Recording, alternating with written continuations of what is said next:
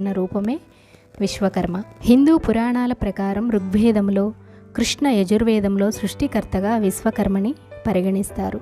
అధర్వణ వేదంలో ఆహార ప్రదాతగా పేర్కొనబడ్డాడు ఆయన.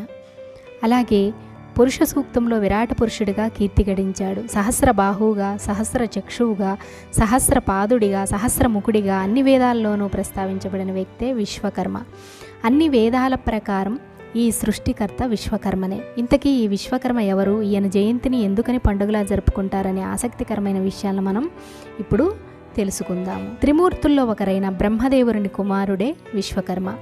ఈయన వాహనాలు మరియు ఆయుధాలతో పాటు హిందూ దేవతల రాజభవనాల సృష్టికర్త అని చాలామంది నమ్ముతారు.